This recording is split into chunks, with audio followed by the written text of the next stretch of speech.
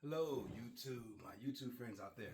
So, really quick, I wanted to do a nice overview video of my experience at Audio Advice Live down in Raleigh, North Carolina this past weekend.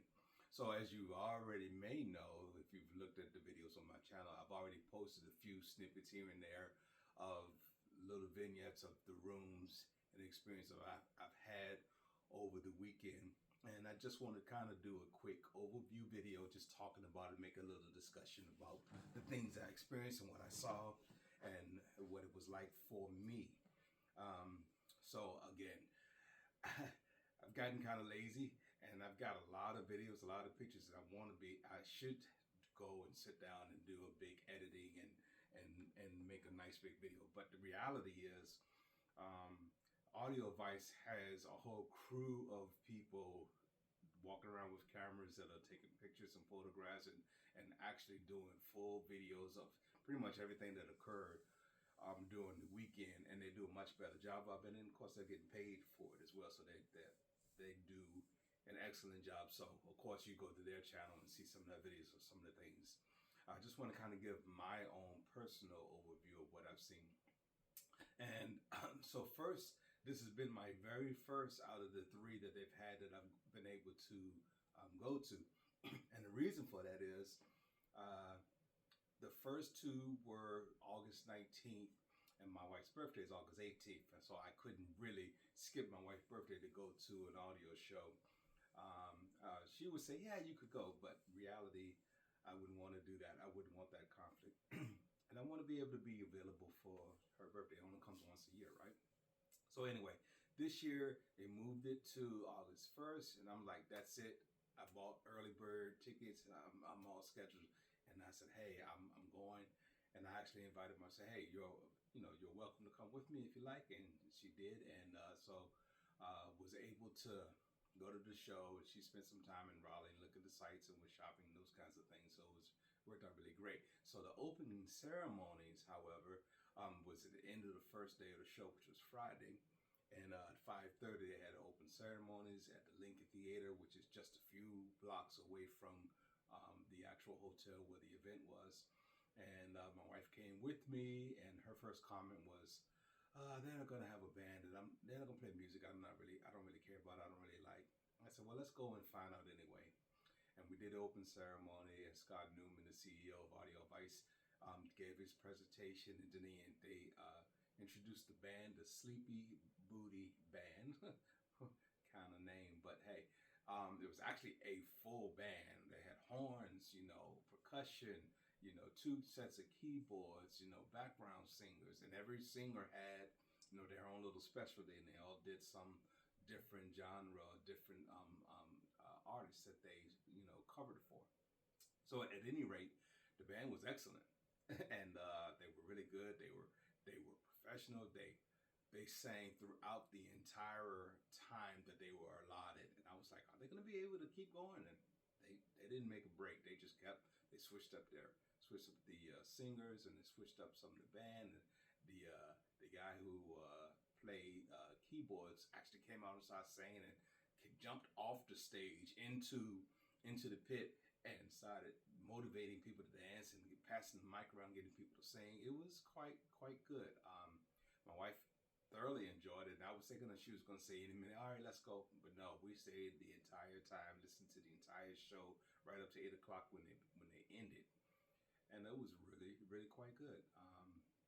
The crowd thinned out quite a bit, but again, we stayed until the very end and got to watch all of the family members of Audio Advice. So, if I could say anything about Audio Advice, just from a spectator's point of view, they are so family oriented. You saw in this opening ceremonies throughout the day, you saw all of the people that work for Audio Advice and all the people that were participating in the show and making the show happen. But in the opening ceremony, you saw the family show up. You saw the kids, you saw the wives, you saw the husbands.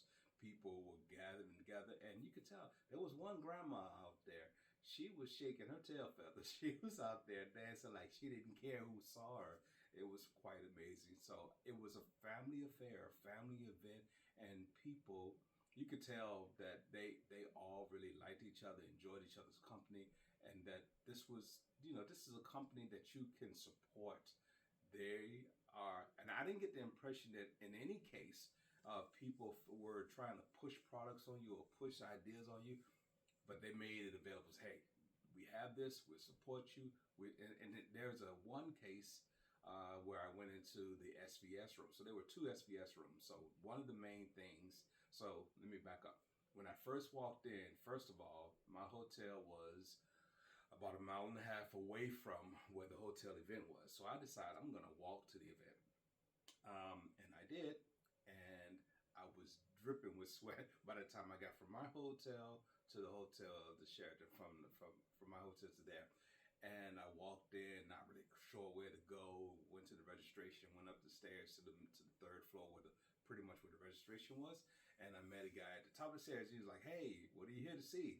So, and I explained to him there are three things I really wanted to see that I haven't heard. One was the SVS line of Evolution speakers. I'm a big SVS fan, as some of you may know, and I hadn't heard the new Evolution speakers, and I heard so many good things about it. So that, the SourcePoint MoFi, SourcePoint 888s, I wanted to hear. And then lastly, I wanted to hear the Klipsch Forte. So I've been really digging on the Klipsch Forte. And here's the thing, the flagship model speaker of the SVS has now jumped in price from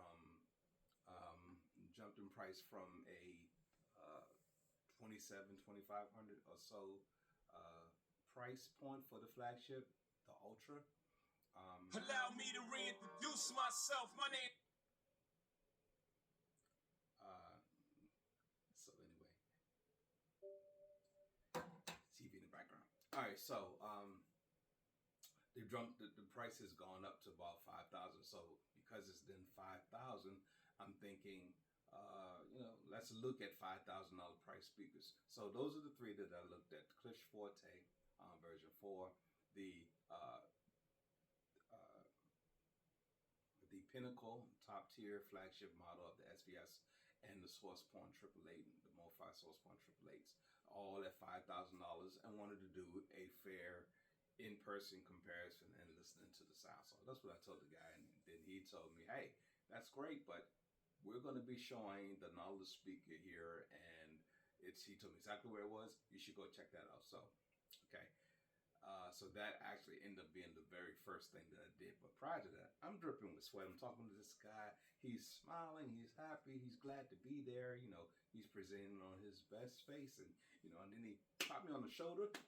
And I'm dripping with sweat. And I noticed he had to hit that sweaty palm from hitting my dripping shirt. But he played it off, put his hand on his pants, and he kept on going. He never once missed a beat. And that just showed me from the very first second the character of the people that are here. They're here to help, they're here to serve, they're here to make sure that you're having a great time, and they actually care about their representation of the company, and that's a big deal for me. So anyway, that happened, and I went on to the Nautilus room, and I was actually the very first person in the room. Had to find it. It's kind of hidden and dark back there, and I pushed a black wall, and ended up being a door, and there the representatives were in there, two company reps from BMW from stores up north. I can't remember, but I posted a video on that already, and you could see that if you look.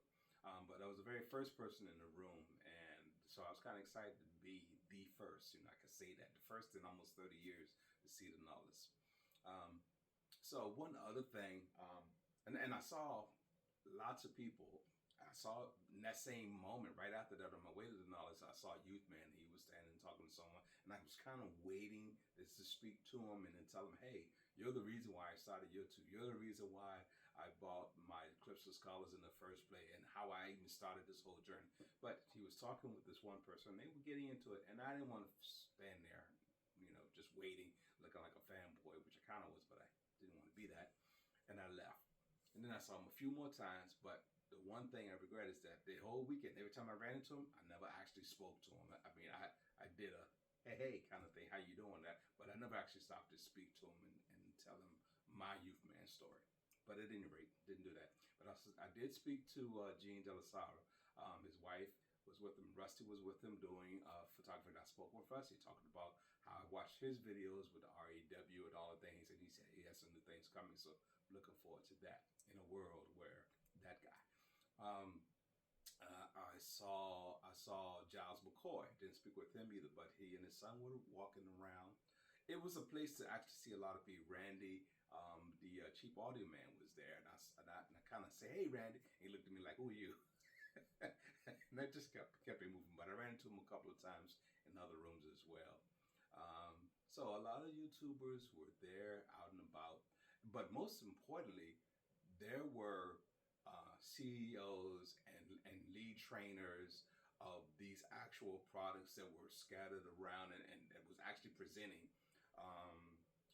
The one guy with the white beard who from Trinoff was there. I didn't really speak to him, but he was present and manning a station just at the booth there. And I mean, these guys who are the guys for the companies were there. Martin Logan, the Kaleidoscope, Ken with Macintosh. I felt sorry for him. He had to stand there by the flagship XRT 2.1 and the 75th anniversary amplifiers, and he stood, and that system was in the lobby. So even if you didn't have a ticket to come to the show, it was right there. You just had to walk in the hotel, and it was there in the lobby. And Ken stood there, and I say Ken like we're old buddies, but anyway, he stood right there, and I told him, I said, "Hey, I feel kind of bad for you. You're on your feet the entire show every day. I've come here. You're right here." And he was like, "Hey, I'm used to it. I've been doing this for years." Just really great guys, down to earth people who love their job, who love these products, and believe in them more than anything. They believe in them, and it was exceptional to be able to have that experience.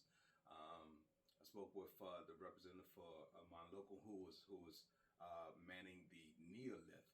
So this Neolift is huge, of course, but it doesn't sound like a speaker. It sounds like people singing. So I walked past this thing, and someone was kind of talking before a song, and then they began to sing. And as I walked past, I was hearing that, and I did a double take, and I looked. I'm like, "Where's the person?" I mean, I was right in front of the speaker, and you couldn't tell me that there wasn't a person standing behind the speaker speaking and singing. The voice was so real, and I walked away from it. And I looked back at it again, and I was truly amazed. So I spoke with him a lot. He's out of Charleston. I don't remember the gentleman's name, but constantly, every day, right there in that position, just like Ken, smiling and manning the system and answering questions and being so kind and polite, and generous with their time and their energy and their questions, their answers, all of the things, that you would,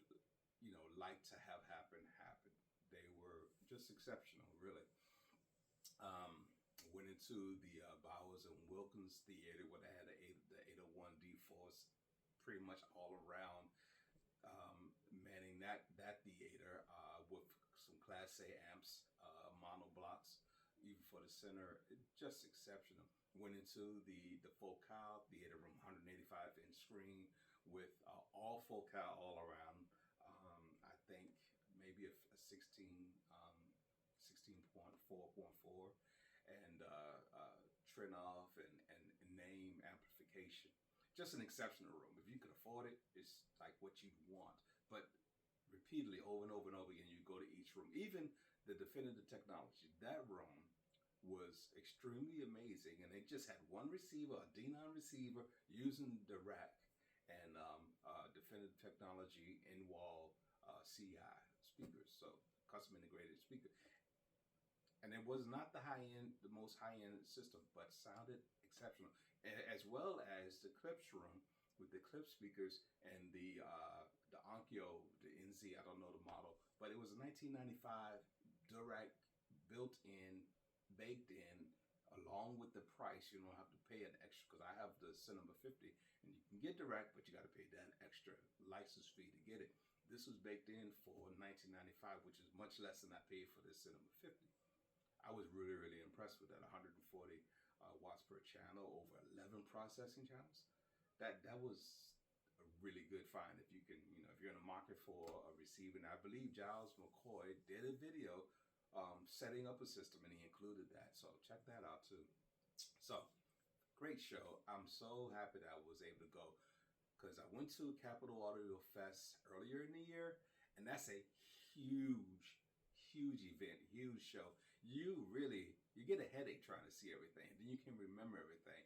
That show was just so big, and the lobby even where they had all of the vinyl and all of the different um, tables and things set up. It was just so big. It was kind of overwhelming. This show was a lot more intimate. Things were spread. Rooms were spread around, and wasn't until the second day that I realized that there were other rooms upstairs on the 14th and 16th through 16th floors.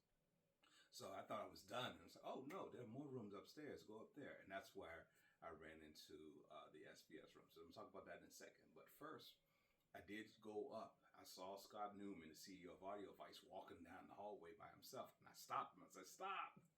And I said to him, hey, I just wanted to thank you for moving the show earlier in the month. And I told him my whole story about my wife's birthday.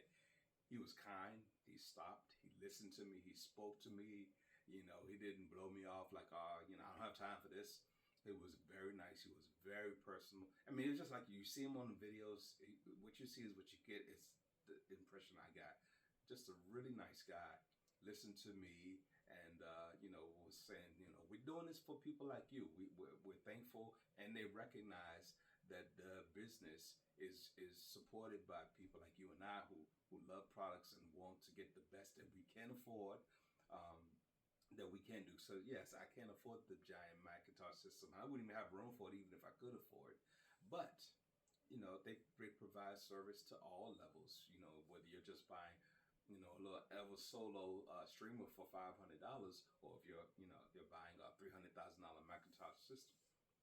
It's exceptional, the support that they provided in that event. So there's that.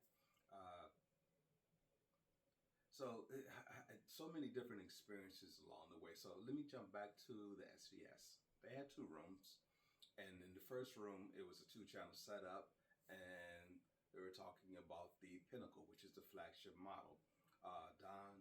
Don from who often is on the Audioholics channel was in the room, and I didn't recognize him at first. He had on so he's usually very casual. And Scott Newman was in there. Nick Brown, the vice president of marketing for SVS, was in there. And I walked in and said, "Hey, Nick," and shook his hand. And he looked at me like, "Who are you?" But at the same time, he greeted me like, we were old friends. I treated him like, "Hey, I feel like I know these guys because I'm watching the videos all the time." I'm like, "Hey, we're old friends, whether you know it or not." And I asked the very question, okay, I'm looking at now this flagship model is up to $5,000. I want to compare it to the Source Point AAA. So I want to compare it to the Klipsch Forte. And everybody stopped. They said, "Hey, move up to the front, sit here in the sweet spot. I want you to take a listen to this because it's your first time hearing it." And I sat right next to Don Dunn. He was like, and he even gave me it. He says, "This is the speaker you want. Forget those other two." Now, I'm not giving any, disparity on other systems because I think they're all nice speakers. But, he put out his opinion that this was, the better out of the three to purchase. Everybody's ear is different. You pick whatever you like. Wherever your money wants to go, that's where it wants to go. But they catered to me, and I said this, but hey, you guys, this is nice. I like this. And, Scott Newman was in the back, and it was kind of surreal moment for me. I'm just a guy in a room by myself who likes audio, loves music. And this is the kind of response you got at this particular show. If you go to Capital Audio, you may not get that. But that's what we got here. And it was a moment for me. And we listened. My reference song is Tool Chocolate Chip Trip. And I play that every speaker that they will allow me. If they ask for the request, that's my primary request song. Because in my opinion, if you can handle that, then you handle a full range of frequencies and frequent response and sound and the quality of the depth of that double the double pedals when Danny Carey is playing those drums. If you can handle that, you can handle anything and sound good with that without distortion free. To me, that's my reference.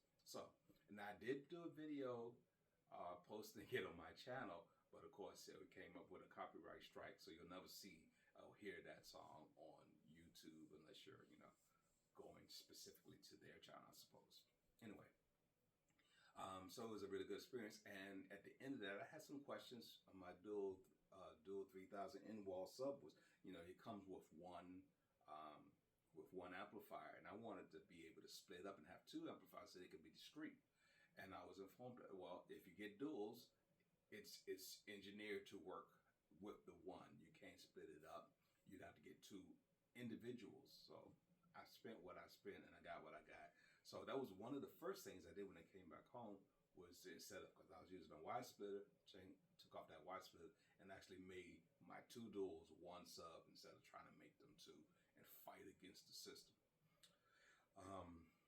So I stood outside the room and actually spoke with Nick Brown. Oh wow, for probably more than a good half an hour. He just kept talking with me. We kept talking. I talked about his channel. I talked about his room. And he took the time to, and maybe it was a break for him. I don't know, but he didn't shoo me away. We spoke. I mean, overall, it probably felt like an hour, and it was pretty nice, just to be able to voice and to tell the manufacturer, the vice president of marketing, what you think of their product and how you feel about their goods. I told him about the lightning strike that I had before in-house. SVS took care of me, no question, and no cost even. Sent me a new app, and so they won a place in my heart no matter what happens. So then Larry came out. Hey, it's the Larry. And he was manning a room for home theater, and he was using the Titan model of the SVS Evolution speaker, which was the next one down.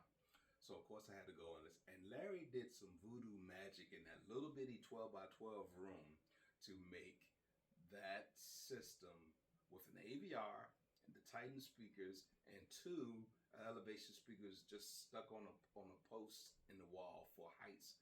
And he played a few demos that he played, and I'm telling you, I could feel the pressurization hitting me in the chest. And I was like, hey, I don't know what kind of voodoo magic you did in this room, Larry, but what did you do? And he started talking about phase changes and phase modulation, and starts talking about speaker placement and sub placement.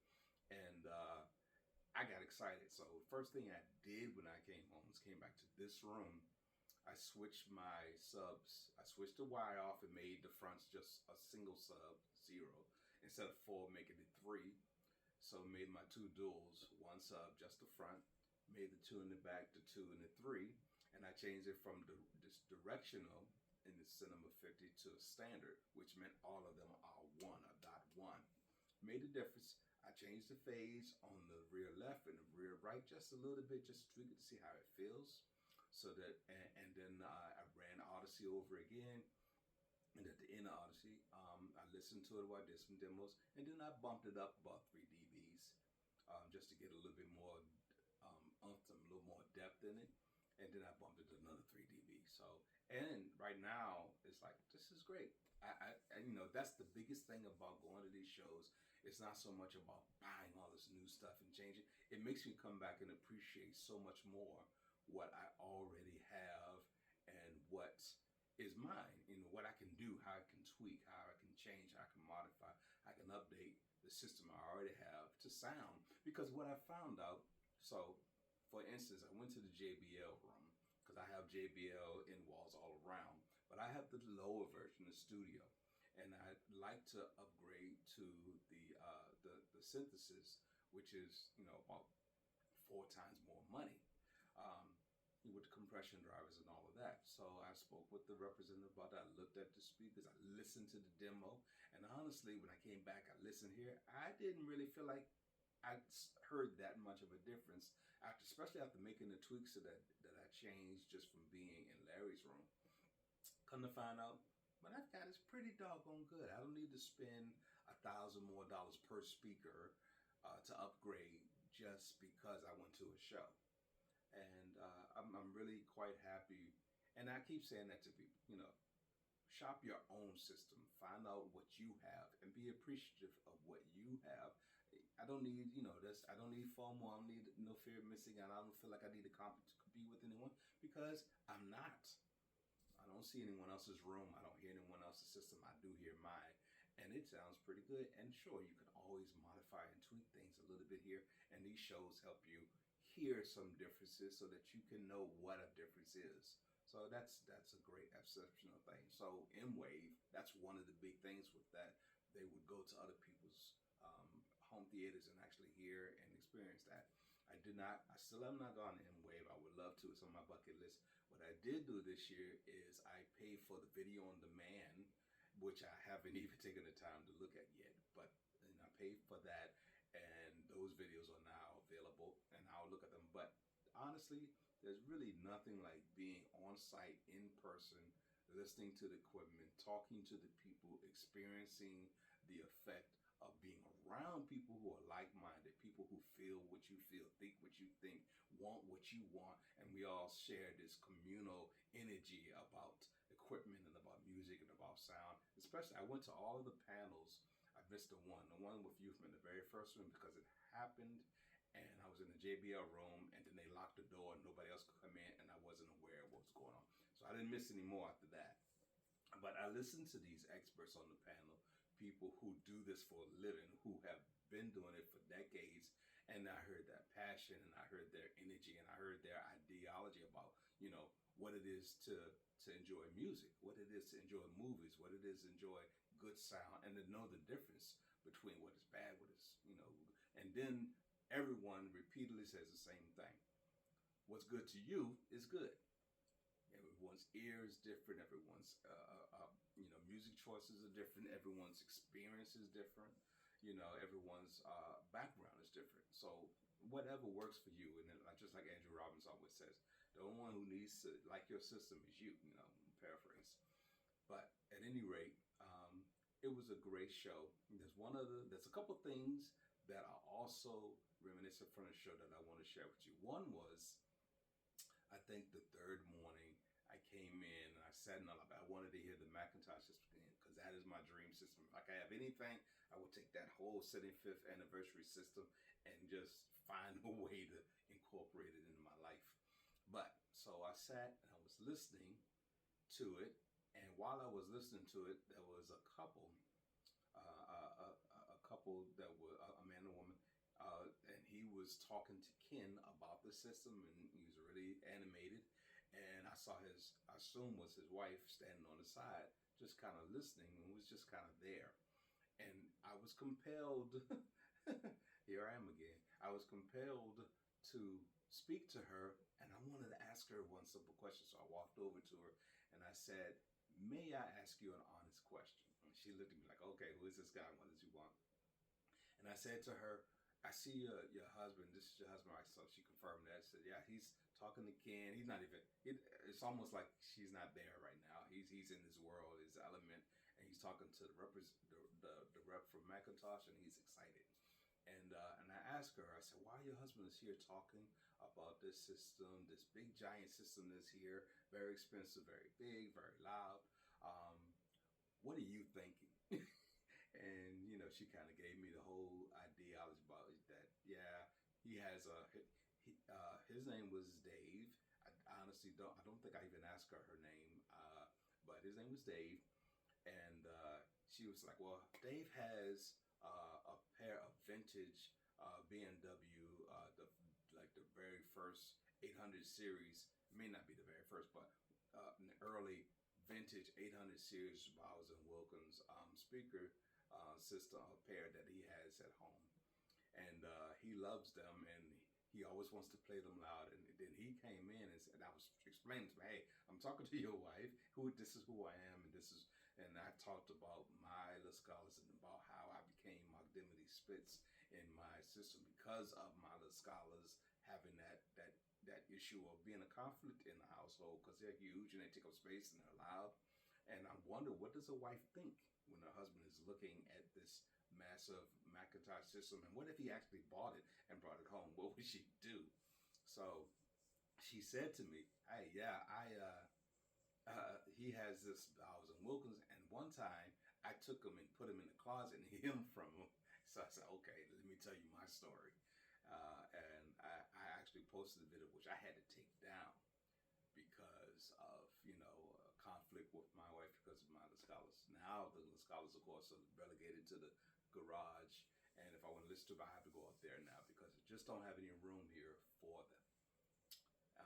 So anyway, we had that discussion, and it was very nice. We spoke probably a good 20, 30 minutes, I'd say at least 20 minutes, and had this nice conversation about, men's love of gear and systems and wanting to play them live when our wives aren't around, and our wives are struggling with the idea of how does this fit in my decor, how does this fit in my lifestyle, which in most cases women say it doesn't, but men, we want what we want.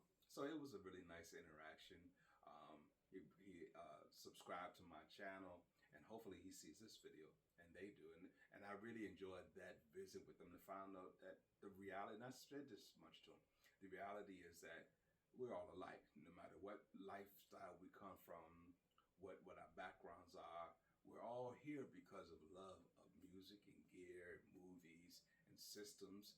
And in the end, that's really what it's all about, And I told her, as a child growing up, my best friend was music, and that's how I got started with this. When I went to a friend's house who had a Marantz receiver and a turntable, and he played an Al Jarreau album for me, and I was hooked from that moment forward. So it's all about living a dream, really. Being able to own, in a matter, own music and have it available to you, forever. We all went through the phase of having records, having CDs, having cassette tapes, having even 8-tracks, reel to reel. I've had them all. And, then digital music and loading up, downloading music from, sources and storing them on a hard drive until the very first time when we actually had an iPod, until we had phones where you could actually stream and download music for the internet like we do today, like it's nothing. But it was a transition from not really having to search and find and buy and source music to now with Qobuz, and there was a whole panel about that. Qobuz and Tidal and Spotify and Amazon Music, every song almost in the world is at your fingertips at any given second, at any given time. It's an amazing thing, compared to 20, 30, 15, 10 years ago, honestly. But it was an exceptional event. I was there for each day this time when I went to Capitol Auto Fest. I didn't stay to the last day, and I left because honestly, I just got a headache. It was just too much, and things start to overlap, and you can't see and hear and remember everything. But this was just big enough, just sizable enough to see pretty much all the things you wanted to see and all the things you wanted to experience. So, quick water break. So really quick, the things in the show I thought were exceptional.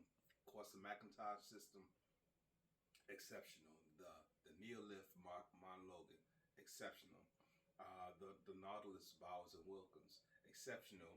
Although with 4 discrete monoblock amplification for each speaker, 8 sets of amplifier, probably not the most practical thing in the world, and it's $100,000 speaker, but it's custom. The guy told me about one person who ordered their speaker in 24 karat gold, 24 karat gold paint color or whatever, and it took them 2 years to get them because it takes a while to produce this. You're in a queue, and I guess it takes a while. So, whatever floats your boat. If you can do it, I wouldn't tell you to say no. But I went to see, like I said, the MoFi. I went to see the SVS. I went to see the Klipsch Forte. So I went to the Technics room, saw the Klipsch Forte, and honestly, I was kind of underwhelmed. And I think it was kind of linked to the music choice and to the volume that they blended. I like to get that punch, and I'm sure that they can do that, but I didn't experience that there. The source point 888s, kind of the same thing. It was a nice big room. A lot of things were going on in there, and the music choice was kind of droll. And I really didn't get to hear it the way I wanted to. And I'm sure it's an exceptional speaker, but I didn't experience that. The SBS room, again, they played Tool for me, and they put some volume on it, and I actually heard the Titans in another room. Just really both exceptional. You really can't go wrong for the price. Yeah, you can't go wrong, and very nice system. It's a nice looking system. It's a nice sounding system. It's nice solid. The knock test is great on it. It's nice and sturdy, well made. You just can't go wrong. Period. You can't go wrong with that. I went into now some of the things that I found were exceptional. I never listened to the Sonus Faber. I went into the Sonus Faber. I think it's a G2, and I probably won't get the name right, but I have a video on it. It's very short. Speaker was exceptional. It's $8,000 for the pair, and I did again listen to the Tool Chocolate Chip Trip in that room, and it was very good. I never heard them before. That's got me thinking, wow, maybe I need some Sonus Fabers in my life somewhere. And they have a full range. You can get some that are a lot less expensive and a lot more expensive, but that particular pair, if you find that video in my set of videos I posted this week, whatever that model is, very, very nice for $8,000 a pair. I went into the Diptyque room.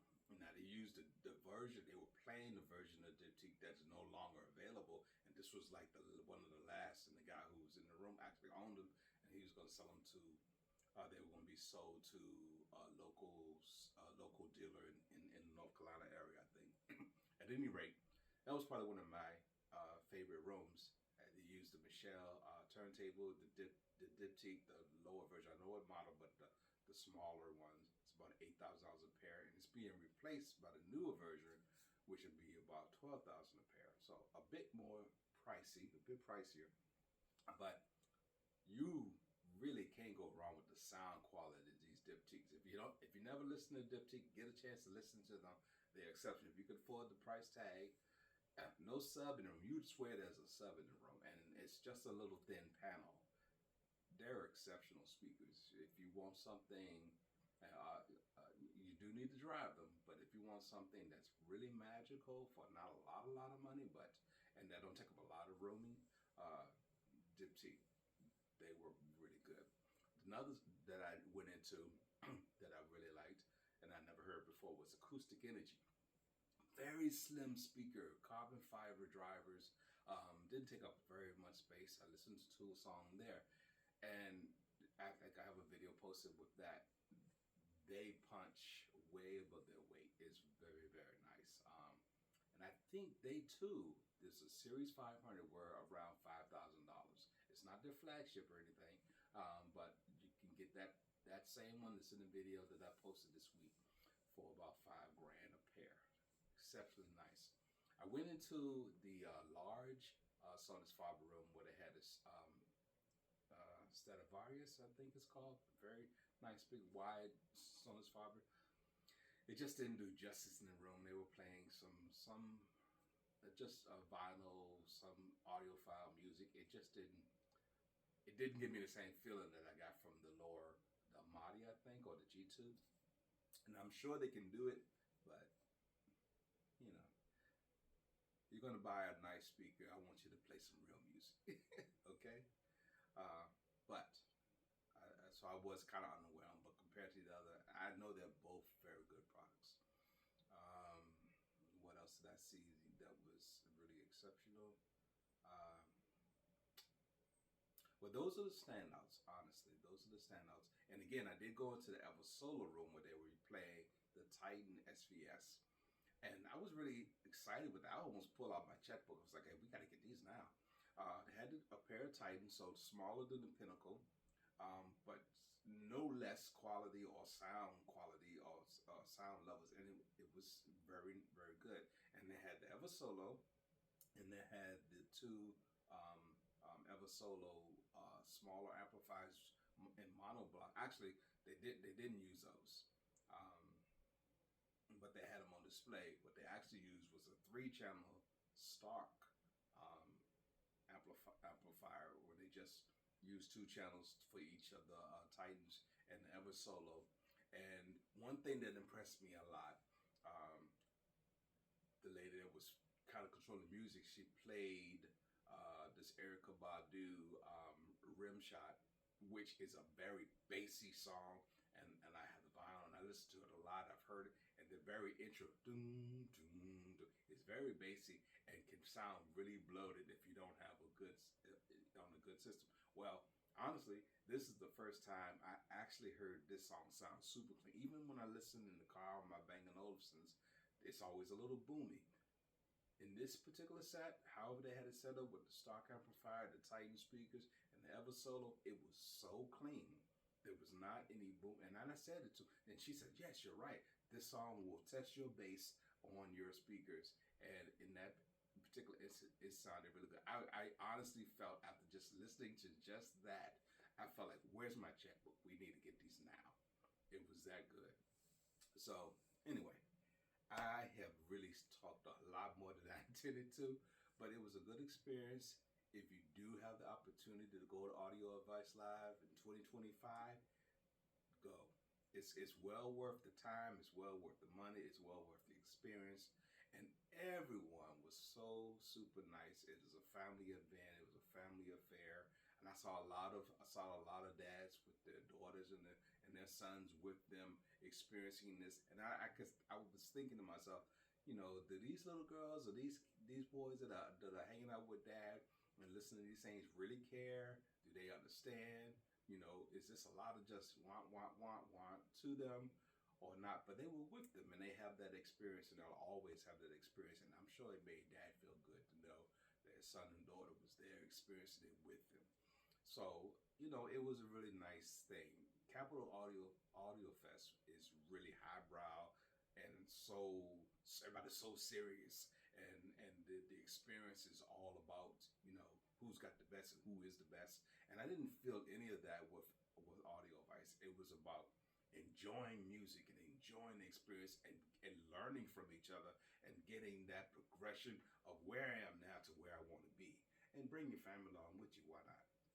And I can't say enough about how nice everyone was and what a good experience it was. And I didn't once get that feeling like, oh, this is too much. I can't handle this. I need a break.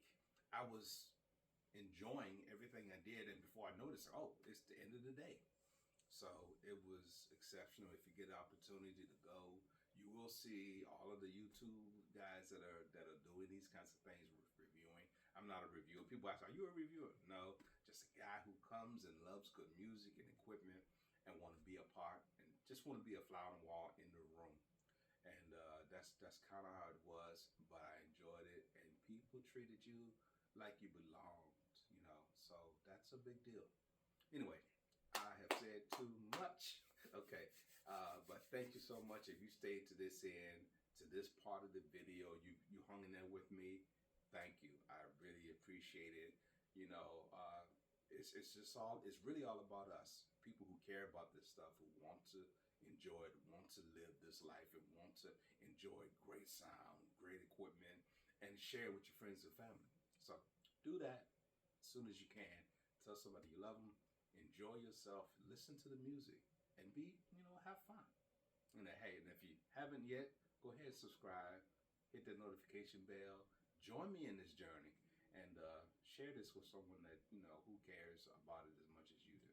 And even if they don't, it's cool. All right. Thanks so much. I'll catch you on the next video.